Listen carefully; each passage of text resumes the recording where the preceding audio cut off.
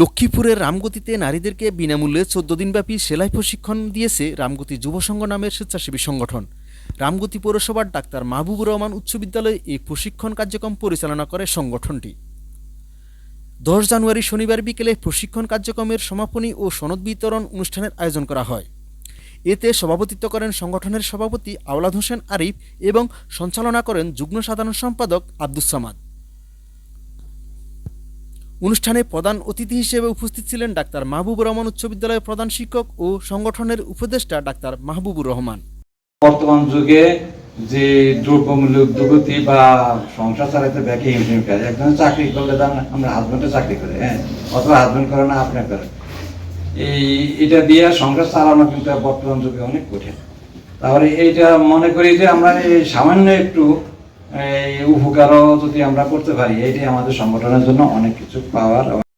এছাড়াও বিশেষ অতিথি হিসেবে উপস্থিত ছিলেন সংগঠনটির উপদেষ্টা ও সাবেক কাউন্সিলর সৈয়দ মুর্তজা আল আমিন, আলেকজান্ডার কামিল মাদ্রাসার শিক্ষক ও উপদেষ্টা নাজমুল হাসান, রামগতি প্রেস ক্লাব সভাপতি রাজাউল হক সহ প্রমুখ ব্যক্তিবর্গ। বিশেষ করে আমাদের গ্রাম অঞ্চলের মা বোনেরা অত্যন্ত পিছিয়ে আছে, তারা নিজেদের পায়ে দাঁড়াতে পারে না, তাদের এই সামাজিক বিভিন্ন প্রতিবন্ধকতার কারণে তারা পশ্চাৎপদ রয়ে গেছেন। আমি এই জন্য যুব সংঘকে ধন্যবাদ জানাই। তারা অত্যন্ত সেলাই প্রশিক্ষণের মাধ্যমে মুসলিমের কয়েকজন জনগোষ্ঠীর নিজের পায়ে দাঁড়ানোর স্বাবলম্বী হওয়ার জন্য কিছুটা হলেও সহযোগিতা করেছেন।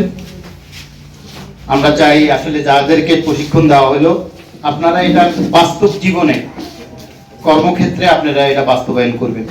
এছাড়াও উপস্থিত ছিলেন রামগতি যুব সংঘের সাধারণ সম্পাদক মোহাম্মদ সালাউদ্দিন, সাংগঠনিক সম্পাদক আবু ইউসুফ ডালিম, ক্রীড়া সম্পাদক রাজীব চন্দ্র পাল, প্রচার সম্পাদক মোহাম্মদ হেলাল উদ্দিন, প্রযুক্তি ও প্রকাশনা বিষয়ক সম্পাদক সারোয়ার মিরন সহ সংগঠনের অন্যান্য সদস্যরা। আপনাদেরকে যারা আমরা হাতে কলমে শিখি কিছু হলো উন্নত একটা ধারণা পান, ভবিষ্যতে আমরা আরো প্রকল্প নিয়ে আসবো, আপনারা থাকবেন, অংশগ্রহণ করবেন, শেখার জন্য চেষ্টা করবেন। উল্লেখ্য ২৮ ডিসেম্বর এই প্রশিক্ষণ কার্যক্রমের উদ্বোধন করেন উপজেলা নির্বাহী কর্মকর্তা নীলুফা ইয়াসমিন নিফা। এতে ১৫ জন নারী অংশগ্রহণ করেন। সমাপনী দিনে সফলভাবে প্রশিক্ষণ সম্পন্নকারীদের সনদ ও ভাতা প্রদান করা হয়।